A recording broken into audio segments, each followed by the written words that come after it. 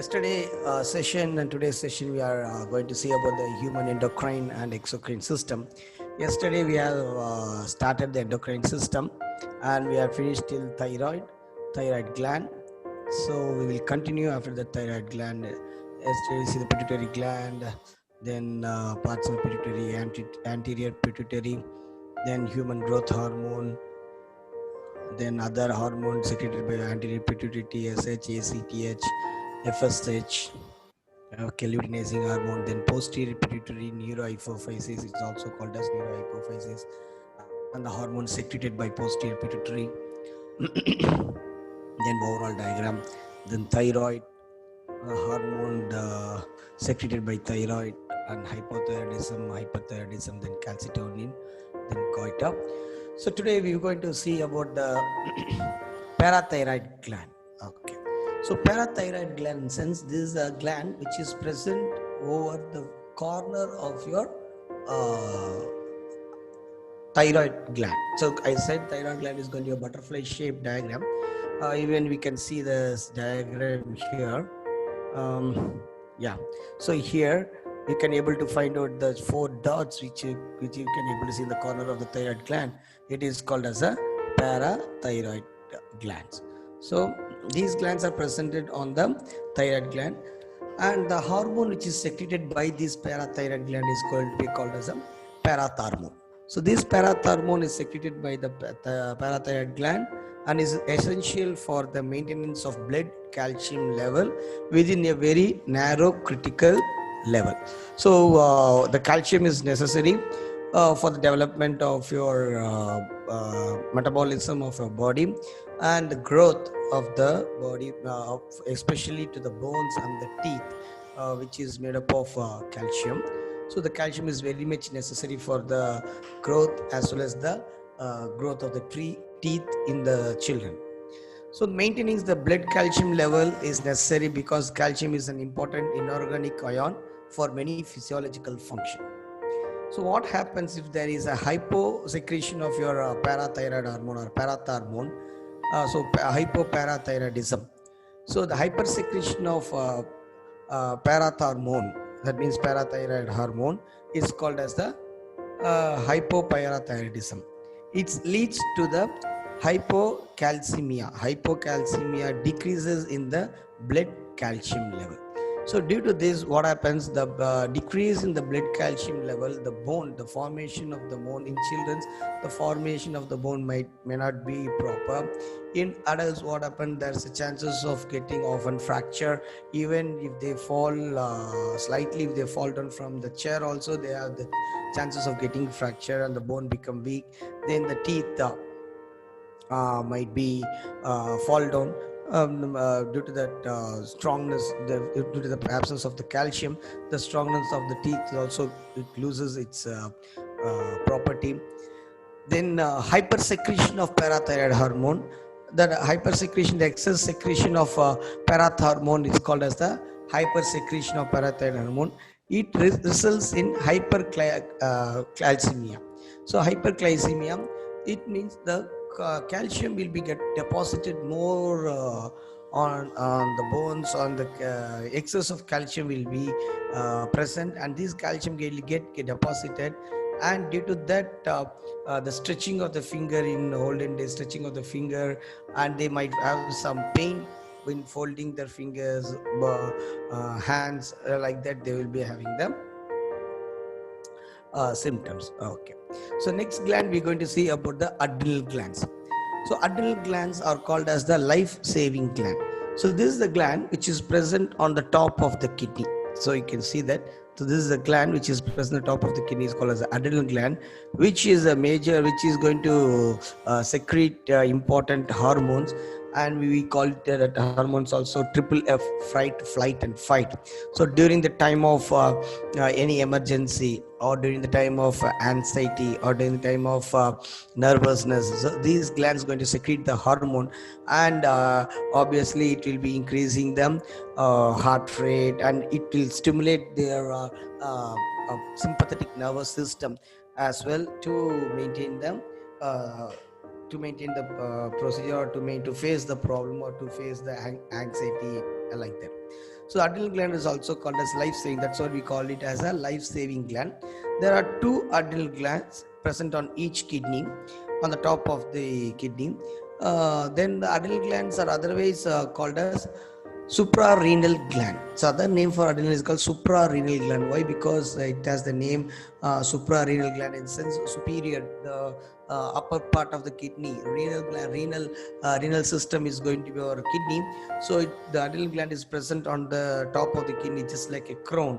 So it is called a suprarenal gland. So adrenal gland is made up of two distinct parts. One is going to be adrenal cortex and other one is going to be adrenal medulla. Just like your kidney. So just kidney is also made up of two layers. One, the outer layer is going to be a cortex, and the inner layer, the outermost layer is going to be a capsule. Then next to capsule you're going to have cortex, and next you're going to have the renal medulla. So likewise, your adrenal gland is also going to have two parts. One is going to be adrenal cortex and other one is going to be adrenal medulla. Adrenal cortex going to have the outer portion of 80% of the gland, and adrenal medulla going to have the remaining 20% of the gland, which can able to see in the diagram. The capsule, as just like a kidney going to have capsule, then this is going to be your adrenal cortex, and this is going to be your adrenal medulla, and we can have some blood vessels. The hormones of adrenal gland. The hormone which is going to be secreted by your adrenal cortex. So adrenocortical hormone are the steroids in nature, hence the name is called corticosteroids. So these, based on their function, and corticosteroids are classified into three main groups. One is going to be mineralocorticoid, glucocorticoid, and other one is going to be a sex hormone. So mineralocorticoids are the corticosteroids that acts on the minerals, especially the electrolytes, particularly sodium and potassium.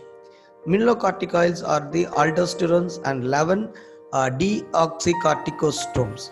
So these are the hormone which is mainly helpful in the mineral, which acts on the minerals, especially particularly in the sodium and potassium, which is going to be the major ion which is present in the extracellular fluid and the intracellular fluid. So this hormone going to plays a major role on the minerals, and it will maintain the minerals in our body. That especially the hormone which is called as the aldosterone, and these are mineralocorticoids, and 11 deoxycorticosterone. These are the hormones, corticosteroid. Next is going to be glucocorticoids. So glucocorticoids acts mainly on the glucose metabolism. Then that's glucocorticoids are is going to be your cortisol, then corticostone, then cortisone. So these are the three glucocorticoids which are going to act on the glucose.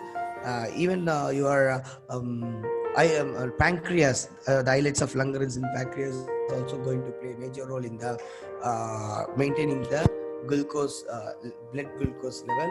And your adrenal gland is also going to plays a major role in maintaining the glucose. That's why it is called as glucocorticoids, which are going to act on the glucose in our body. Then it helps to maintain in the blood glucose level. Three hormones which is going to be a glucocorticoid plays the role. They are cortisols, then corticosterone, then cortisol. Next is going to be a sex hormone. Adrenal cortex is going to secrete mainly the male sex hormone, which is called as an androgen. But small quantity of estrogen and the progesterone is also secreted by the adrenal cortex. So in male, actually the male hormone, the male dominating hormone is going to be a testosterone. Apart from that, the another hormone which is present in our male is going to be androgen. So this androgen hormone is going to be secreted by the adrenal cortex. And the small amount in female, the small amount of estrogen and the progesterone is also be secreted by the adrenal cortex, where estrogen is the dominating hormone, female dominating hormone, which will be mainly used to secrete in the females by the ovary. So ovary going to secrete the major major part of your estrogen, and the progesterone is also going to be secreted by the ovary after the process of ovulation. Okay, that we will see later in the forthcoming slides. Next, adrenal medullary hormone are the amine derived from the corticosols, and some hormones are called as corticosolamine, because it's going to have the amine group. Amine group in sense is going to have the protein. The cortical amine secreted by the adrenal medulla are going to be adrenaline, noradrenaline, and dopamine. So these are the main hormone which are secreted by the adrenal medulla region. That's adrenaline, which is also called as epinephrine. Next is going to be noradrenaline, also called as norepinephrine, and this is next one is going to be a dopamine. So adrenaline and non-adrenaline stimulates the nervous system, and adrenaline has the sufficient effect on the metabolic function, and both adrenaline and non-adrenaline gives the significant effect on the cardiovascular system. So these hormone, both the adrenaline as well as noradrenaline, going to have opposite actions, but even though they're going to be have the opposite action, but they're going to stimulate. That's what in the previous I told that the triple F, the main hormone which going to maintain the triple F. Triple F stands for fight, flight, and fight. So actually what happens, this is going to activate either the parasympathetic adrenaline, going to activate the sympathetic nervous system, as noradrenaline going to activate the parasympathetic activity, and it also going to affects the cardiovascular system. Why? Because it increases your blood pressure, increases your heart rate, heartbeat, and also it going to change the total metabolic function. Next is going to be dopamine. So dopamine is secreted by the adrenal medulla.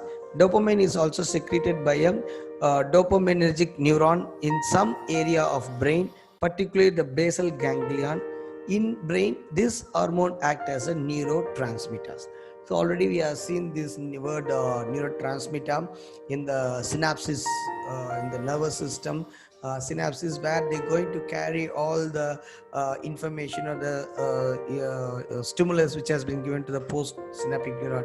So these neurotransmitters are being produced by this dopamine hormone, and it is found at the basal ganglion of the brain. So dopamine is mainly used in the secretion of these neurotransmitters. Next gland we're going to see is the pancreas. Pancreas, we are come across this pancreas in the digestion system. While we're discussing about the digestive system, the pancreas is the organ of the digestive system, and also it's going to have the endocrine system in vertebrates in human, and it is located in the abdomen behind the stomach, and the functions as a gland. So that's what it's going to be present below the stomach. We can see in the diagram it's going to present here is the stomach. Here the stomach is going to be, and this is the duodenum region, where your pancreas is going to be present just below your stomach and the duodenum region. Okay, right. So this pancreas is going to act as both the endocrine system as well as the exocrine system. Here we are discussing about the endocrinology, so endocrine glands. So we'll discuss only the endocrine system. Endocrine system in sense the gland which is going to secrete the hormone directly into the blood streams are called as endocrine system. The endocrine function of the pancreas is performed by the islets of Langerhans. So in pancreas there are going to be small cells which called as the islets of Langerhans, which are going to play a major role in the secretion of hormone called as insulin, which going to maintain the blood glucose level. During the time of digestion process, this insulin will be acting on the food particles and maintain the blood glucose level. The function mostly to regulate the blood glucose level, secretion of the hormone insulin, which is secreted by the beta cell, then glycagon, which is going to secreted by the alpha cell, then somatostatin, and then the pancreatic polypeptidase. So the somatostatins and the pancreatic polypeptidase will be coming under the exocrine system, whereas the endocrine system, the main thing is insulin and glycagon, which is going to be secreted by the pancreas. The insulin will be digested the glucose and maintains the blood glucose level, and glycagon will be convert that glucose into glycagon and stores in the liver for the energy production during the time of emergency. Then the hyposecretion of insulin. What happens during the time of hyposecretion of insulin? Insulin is the hormone produced by the beta cells with the pancreas in response to the intake of the food. Insulin role is to lower the blood glucose level by allowing the cells in the muscle, liver and fat to take up the sugar from the bloodstream that has been absorbed from the food and store it as an energy. Okay, so what happens? Insulin will insist your cells and the liver and other cells to absorb this blood glucose level, and this glucose will be utilized for generation of energy. And especially in liver, what happens, this energy, this glucose will be utilized for energy, and as well as of excess glucose will be converted into glycagon and it will be stored in your liver. The type 1 diabetes, that means that insulin producing cells are destroyed and the body is not able to produce the insulin naturally. So that's going to be a type 1 diabetes. In that case, what we're going to do is they're going to maintain the glucose level. We will have a insulin supplementary, and this will be maintaining your blood glucose level. The sugar is not stored away, but it's constantly releasing from the energy stores, giving rise to a high sugar level in the blood group, Okay. Next is going to be a hypersecretion of insulin. So hypersecretion of insulin we also called as hyperinsulinemia. Then hyposecretion is also a hyperinsulinemia. In this secretion of insulin, hyperinsulinemia is a condition in which there are excess level of insulin circulating in the blood and related to the level of the glucose. So this hypersecretion of insulin, hyperinsulinemia, is associated with the hypertension, obesity, then dyslipidemia and glucose intolerance. These conditions are collectively known as metabolic syndrome. So what happened, the increase in the sugar level, it comes under type 2 diabetes. These persons, their metabolic system will be completely get affected and the sugar level will be increased, and this might be results in the glucose intolerance, results in hypertension, cardiovascular problems, then obesity problem. So collectively we call it as a metabolic syndrome. Hyperinsulinemia can result from a variety of metabolic diseases and conditions, as well as non-nutrient sugar in the diet. Okay, so in the hyperinsulinemia results in variety of metabolic diseases. So this is going to be increase in the sugar level in the blood. Due to that, what happens, the metabolic activity, the normal metabolic activity will get affected, and the person with the high sugar level has to intake the insulin to reduce this sugar level, or else it might be results in black foot, which we called as in some cases, due to the high sugar level, what happens, your leg, the infections will be more due to that sugar present in the body. The bacterial activity will be more. If a small wound, it won't be healed quickly, and it might result in it might result in removing of the leg or amputation of the leg. And another important thing is the person does not feel any pain. That's a very drastic one in this hyper secretion insulin level, high insulin level, because this sugar does not allows the motor nerve to carry the pain stimulus to the brain. So due to that, in case a person, the sugar person or diabetic person, if you're going to get any hurt in his leg, so he doesn't feel the pain at all. So what happens, this might results in amputation of the leg in future. Then increase in the heartbeat, and sometimes it might result in stroke, myocardial infarction. So the diabetes might leads to many complications with the increased in insulin cases. Next, we're going to see the ovaries.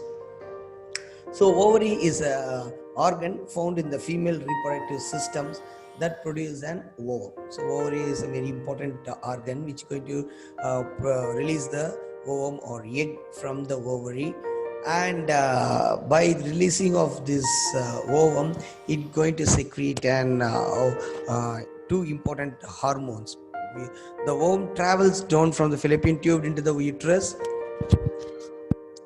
This is going to be your ovary, which is present on either side of your uterus, and it's going to release an ovum. This is going to be a fallopian tube. Okay, so the ovum, the egg, the ovum which is released from the ovary, it will be traveling through this fallopian tube and reaches the uterus, and it will be waiting for the sperm. If the sperms shedded into the uterus, what happened? Fertilization will be taking place. So ovum travels down to the fallopian tube into the uterus, where it may become the fertilized by the sperm. So ovaries also secrete an hormone that plays an important role in the menstrual cycle as well as in the fertility. It is also an endocrine gland because of the various hormones. At the time of puberty, so the gonadotropin hormone will be released from the pituitary gland during the age of around 12 to 15 for both male as well as in female. At the time only the either male or female will be attaining the puberty. So this gonadotropin hormone will act on the particular gonads and stimulate the particular gonad to secrete the sex hormone, which going to personalize the male or female. So the puberty, at the puberty, the ovary begins to secrete the increasing level of hormone, which we also call as secondary sex characteristics begins to develop in the response to the hormone. The secondary sex characteristics, in sense, for female, the appearance of the breast, then for male, the appearance of the mustache and the beard, everything else will be, that's we call as a secondary sexual characteristics. So due to this hormone, after the puberty, the secondary sex characteristics will be developed. So ovary are able to regulate the hormone when egg cells are released from the fallopian tube. So this is going to be the follicles which is present inside the ovary, and this is going to be a follicle which is going to release the ovum. This is going to be a ovum or the egg. Then this process is called as ovulation, and after releasing this ovum, this follicle will be converted into a Graafian follicle, which we called as the graphene, which this graphene follicle further converted into corpus luteum. So this is going to be a corpus luteum. This corpus luteum will secrete an hormone called as progesterone, which will be acting on the uterus wall for the development of endometrium. Because in case if that ovum is going to be get fertilized with the sperm, the ovum has to be safely guided, safely engaged by the endometrium. In case if that ovum is not fertilized by the sperm, what happens after 15 days? What happens? This endometrium will be peeled off and it will be washed away through the vaginal cavity as a menstrual cycle. So when egg cells are released from the fallopian tube, a variety of feedback mechanisms stimulates the endocrine system, which causes the hormone level to change. The feedback mechanism are controlled by the hypothalamus and the pituitary gland. As I said, the gonadotropin hormone, which is being secreted by the pituitary gland, and the regulating hormone, which will be secreted by the hypothalamus in the brain. The oocyte finishes its maturation in the ovary. Oocyte in sense the ovulation process or the release of the egg. A surge of luteinizing hormone secreted by the pituitary gland stimulate the release of oocyte through the rupture of the follicle and it is called as, then this process is called as the ovulation. So the luteinizing hormone, LH hormone, which has been secreted by the pituitary gland will be acted on this ovary and helps in the process of ovulation. The follicle remains functional and reorganized into a corpus luteum, which secretes a hormone called as progesterone in order to prepare the uterus for the eventual implementation of the embryo. That's what I said, is the formation of the endometrium wall of the uterus. The ovary secretes estrogen, androgen, inhibition, and progesterone. Here the estrogen and the progesterone is going to be a dominant female hormone, and there is a small little amount secretion of your androgen. That's what in female also, in some cases you can find it out, the looking like a female, even though the person is looking like a female, he might have some manly voice or manly walk, or sometimes the appearance of the if there is any hormonal imbalance, or after the time of menopause, or during the time of menopause, you can able to see the appearance of mustache, appearance of slight hairs near the cheeks, or in the jaw, near the jaws, just like your beard. And in legs and hands all, you can able to find out some female, some women will be having the hairs. So these are the characteristics of a male, but there will be some appearance in the female also because of the small secretion or little bit secretion of your androgen hormone in your female organ or female hormone. Estrogen is responsible for the appearance of the secondary sexual characteristics for female at the time of puberty. Progesterone prepares the uterus for the pregnancy and the mammalian gland for the lactation. Progesterone functions with the estrogen by promoting the menstrual cycle changes in the endometrium wall of the uterus. So this already I had in. Next we're going to see about the testis. So testis is going to be your male reproductive organ and our male reproductive gonad. Here they're going to be secrete one hormone which is called as a testosterone. So testosterone is the hormone which is mainly very much important and it's a female dominant hormone. Even though there is a production of testosterone, there is a little bit production of your estrogen is also present in the female. So that's what in some person, even though he's looking manly, he might have just like have the female stylish of walking, or some voice, female voice, or some behavior just like feminine behavior. These are due to, even though he is a pure male, even though you're going to have the testosterone, there is a little bit production, a little bit secretion of your estrogen hormones also present.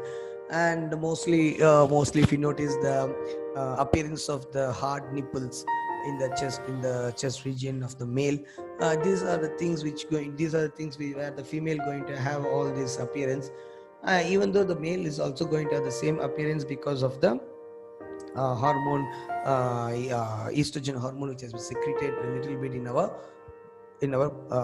male body. Testicles or testes, the other name for testes is called as testicles or testes, is the male reproductive gland or the gonad. Function of the testes are to produce both sperm and the androgen, primarily testosterone. So primary testosterone, and it's used to produce the sperm and the androgen. Testosterone releases in control by the anterior pituitary by luteinizing hormone, which we already discussed. So luteinizing hormones, if it is going to be male, it's going to produce the testosterone. If it is going to female, it's going to produce the estrogen.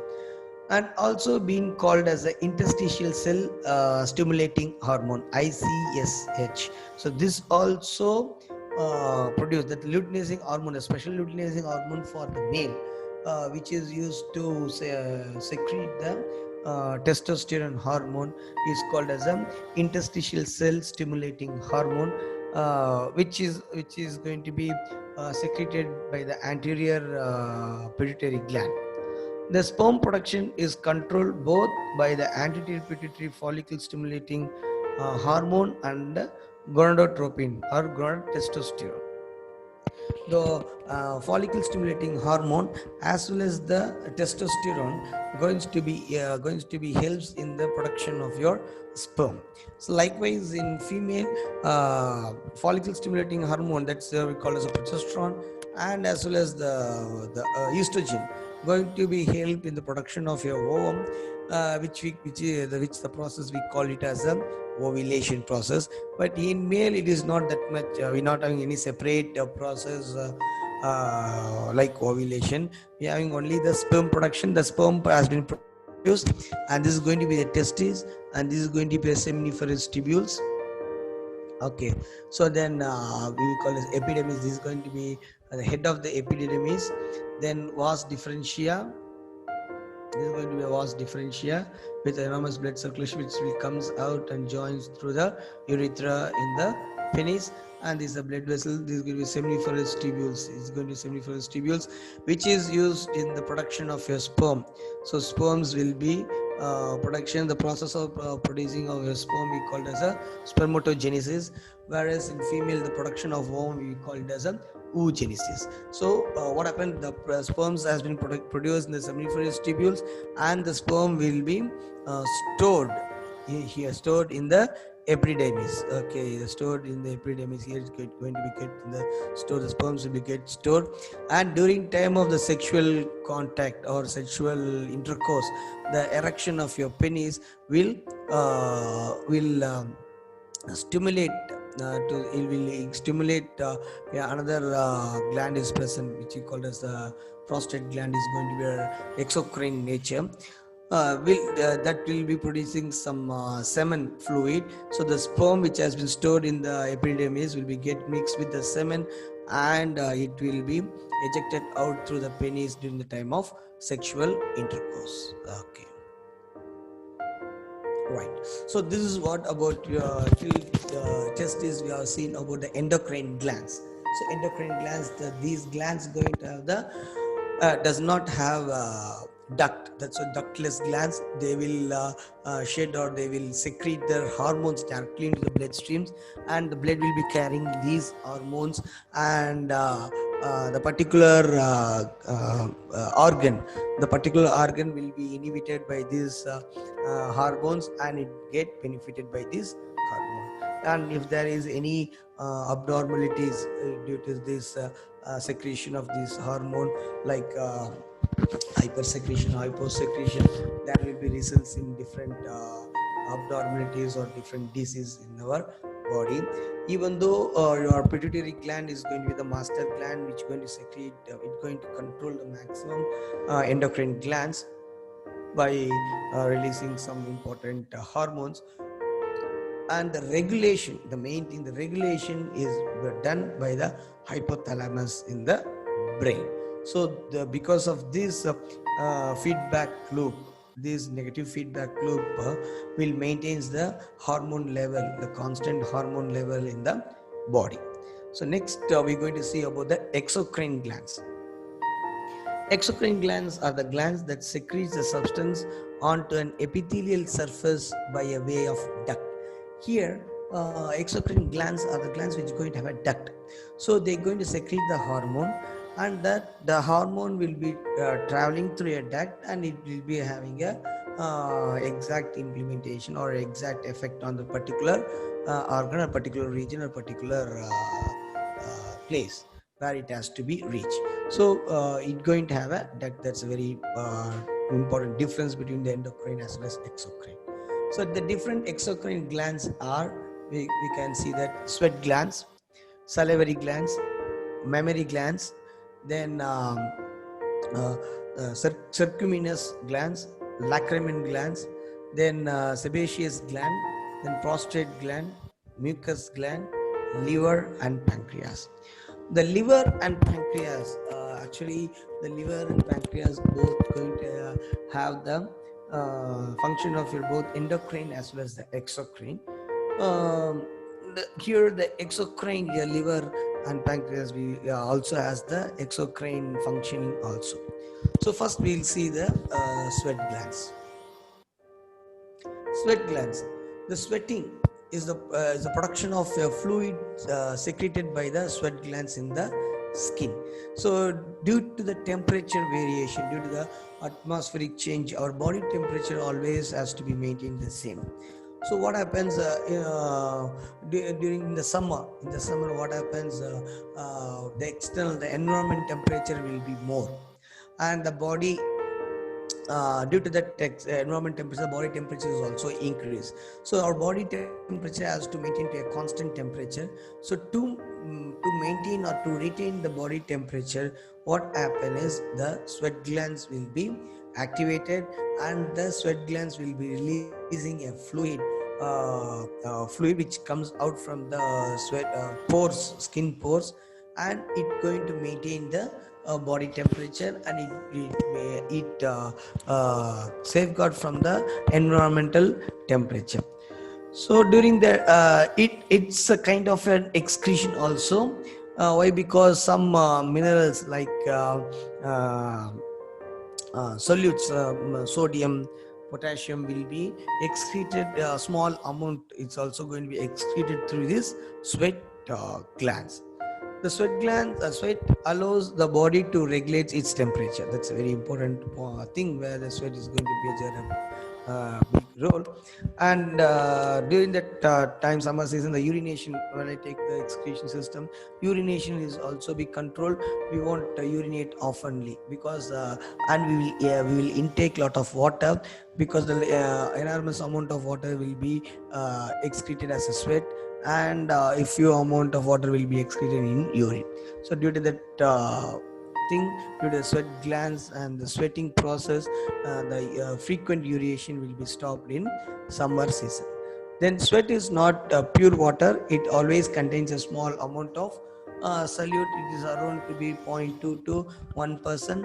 The solute is going to be some sodium or some potassium, some solute, some ions will be present, which are going to excrete it from your skin.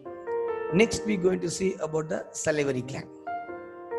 Salivary gland, we have seen the salivary gland and the process, and three different salivary glands present in our oral cavity in the digestion system session. So anyhow, these glands are presented in our oral cavity, and these glands secretes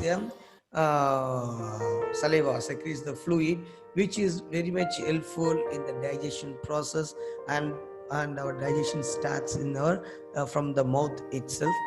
Then this saliva will mix with the food particles, and it will helps in the digestion process. So produces saliva through a system of duct. It going to have there is a duct.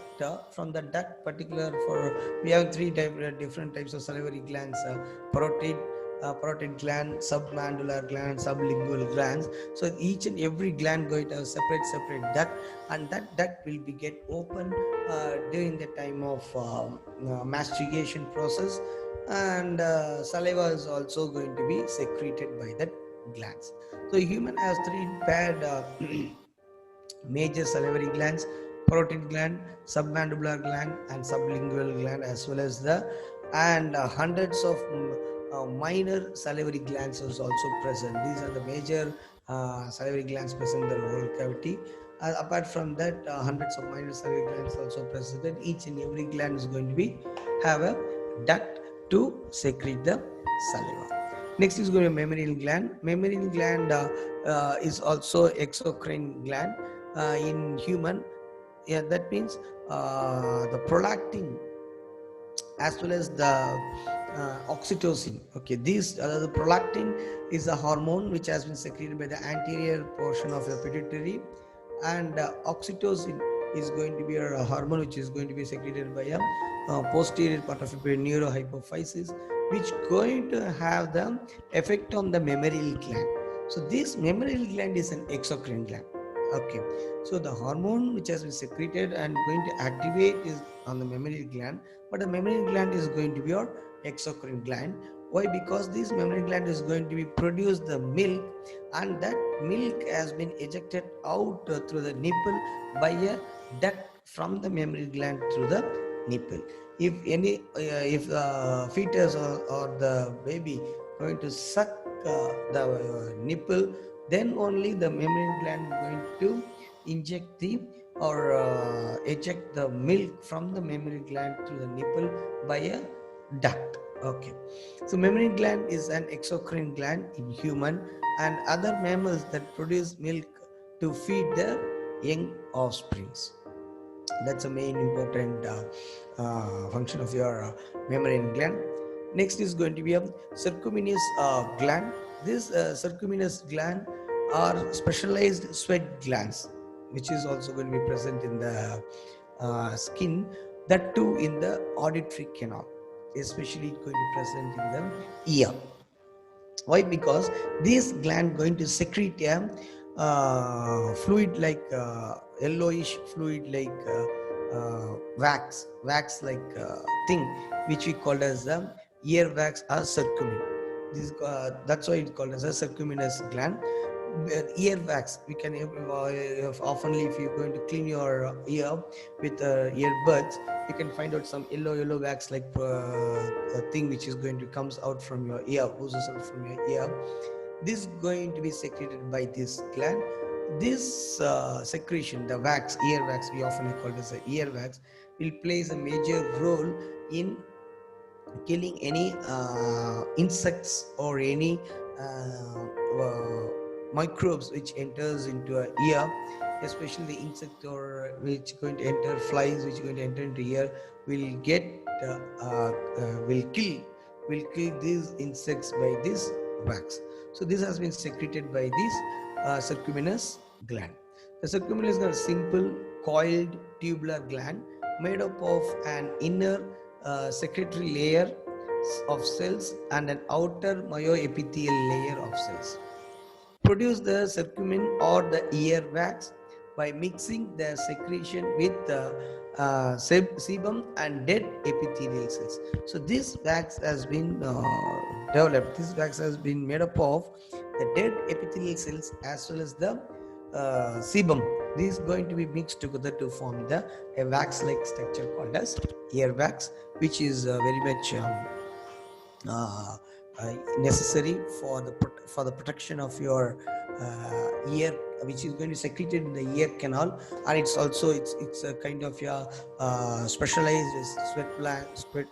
sweat gland located in the subcutaneous of your internal auditory canal. It's really presenting in your not after the eardrum, just before the eardrum and the canal auditory canal, which will be secreted oftenly, and in some cases if there is over hypersecretion of this wax might be blocking the hearing sensation, and at the time we have to clean it, and after that we won't be having any issues.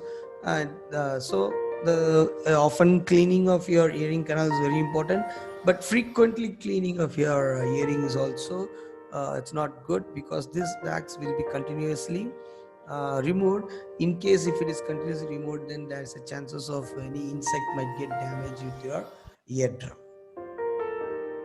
Next is going to be a lacrimal gland.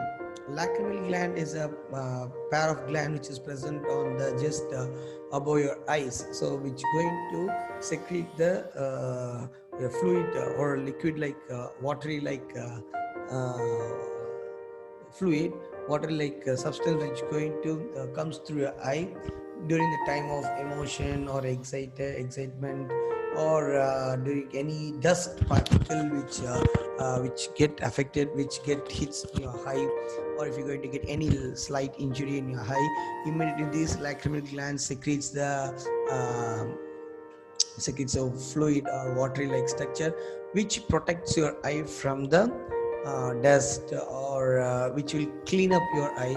And that due to that we can find out that we can see as soon as if we start crying due to any reason, if you start crying, what happen, immediately your nose is also get blocked, and you can feel the watery sensation in the nose. Why? Because this lacrimal gland which is secreted by the this water which is secreted by the lacrimal gland will circulate your eye, and it reaches the nose, and passes through the nose through a canal, which we call as a lacrimal duct, which enters into the nose. So due to that, what happened, the water which has been flushed out from the eye, some of the water fluid will be coming out of the eye, and that means the enormous amount of fluid will be secreted by the gland, and some will be following through the entering into the lacrimal gland in the nose, and it comes out through your nostrils. Lacrimal gland are paired almond shaped exocrine gland, just like your almond. Okay, almond shaped exocrine gland, one for each eye, that secretes an aqueous layer of the tear film. So lacrimal gland produces the tears which is then flow into the canal that connects to the lacrimal sac. From that sac, the tear drains through the lacrimal duct into the nose. So this is what happens. That's what when you're going to get when you're going to shed some tears, immediately there will be some water flowing in your nose also. Next is going to be a subcutaneous layer. Sebaceous gland. Sebaceous gland is the microscopic exocrine gland in the skin that opens into the hair follicle. So sebaceous gland is going to be a small opening in your skin. Other than that, your sweat glands, this gland has the hair follicles, as well as and this gland is going to secrete your oily matters or a waxy like substance which going to be comes out from the skin, which you can able to see near the nose and the chins of your face. This oily substances or lubricant will be secreted by these glands, and it will be excreted out from the skin along with any dust particle which going to blocks the skin pores.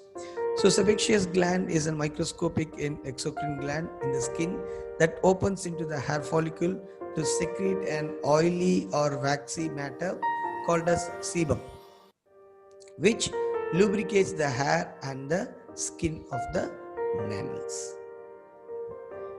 Next, we're going to see the prostate gland. Prostate is an accessory gland of the male reproductive system. So this prostate gland is mainly present in the male reproductive system, which is going to be an additional accessory gland. Prostate gland produces and contains the fluid that form out from the fluid-like structure called as semen, the substance that is emitted during the ejection as a part of the male sex response. So, as I said earlier, this prostate gland going to be secreting mucus-like fluid, okay, which will be in whitish color, milk whitish color, where your sperm is going to get mixed with this fluid which has been secreted by the prostate gland, and this fluid along with the sperm, or we call it as a fluid is called as a semen, along with the sperm will be ejected out by through the male reproductive organ or the penis. And what happens, this semen is going to it is going to be in basic in nature. During the time of intercourse, the first fluid is going to be our semen with less count of sperm, this semen will be neutralize the acidic fluid generated secreted by the female reproductive system in the vaginal cavity, and this is going to be neutralize the acidic content of the female reproductive system, and makes or protects the sperm from death, because the acidic content which is secreted in the female part might kills the sperm. So this semen will be neutralize that, and it paves the way to flush the sperms into the vagina and passing through the cervix, and for the helps in the during the time of fertilization. And it also used in the lubrication process. Okay, so due to that, the internal damage can be reduced, and it reduces the friction during the time of intercourse. Next is going to be a mucus gland. These mucus glands are mostly especially presented in the tracheal region as well as intestinal region. So most of the region, body parts, we have this mucus gland. This is going to be a slippery aqueous secretion produced by this mucus gland, and the covering of this mucous membrane. The main typical use of this mucus gland is that it's going to absorb all the dust particles as well as the microbes which get attached to it, and it also helps in the lubrication of any food particles. For example, if you're going to take esophagus, this mucus gland going to secrete the mucus fluid, which helps in swallowing the food easily. Okay, so mucus is a slippery aqueous secretion produced by and covering the mucous membrane. It is typically produced from the cells found in the mucus gland. Okay. The last two exocrine gland we're going to discuss is the liver and the pancreas. Mainly the liver. The liver is going to have a bile or the gallbladder. So the bile which has been secreted and stored in the gallbladder, and from the gallbladder, this bile will be excreted through a duct called as bile duct. So this bile duct, so this gland going to have a duct, and this bile duct will open into the duodenum. There is no need of shedding this bile secretion into the bloodstream. Why? Because it is mainly used for the digestion of fats. So this digestion of fats will be taking place in the duodenum region of the stomach, which we discussed in the digestive system. So the bile duct will get opens in the duodenum, and the bile secretion will be passed through the bile duct to the duodenum for the digestion of your fat. So bile or gall is a dark green, yellowish brown fluid produced by the liver of most vertebrates that aids the digestion of lipids in the small intestine. So duodenum is going to be the starting part of your small intestine. Duodenum, jejunum, then ileum. That's combinedly called as, we call it as a small intestine. Then bile is produced continuously by the liver and stored and concentrated in the gallbladder. After the eating, it stores the bile is discharged. The stored bile is discharged into the duodenum through a duct called as bile duct. The next gland we're going to see is going to be our exocrine gland is the pancreas. Pancreas, especially in the digestive system, I have shown an animated image also, animated video also, where your pancreas is going to have a separate duct where your pancreatic juice will be opens into your duodenum, as well as the bile duct is also get joined with your pancreatic duct, and both bile and pancreas will be secreted, and it will be passing through the duct and enters into the duodenum for the purpose of your digestion purpose. So the pancreatic juice is a liquid secreted by the pancreas which contains a variety of enzymes. so including your chymotrypsin, then elastase, carboxypeptidase, then pancreatic lipase, then the pancreatic amylase and nucleases. So these are the enzymes.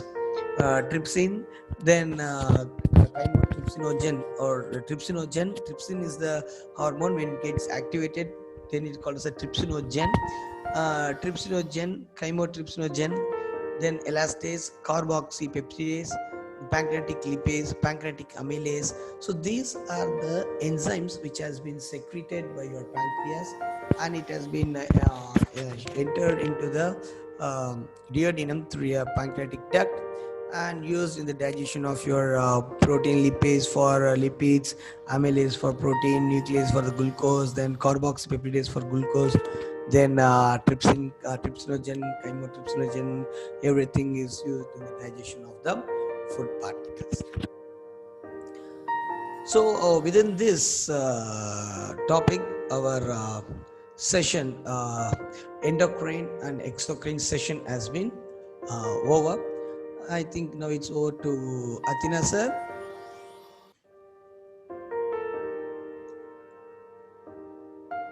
Athena sir, can you able to hear me?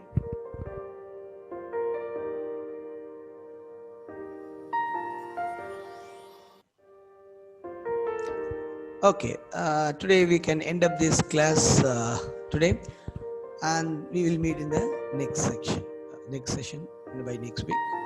Thank you all.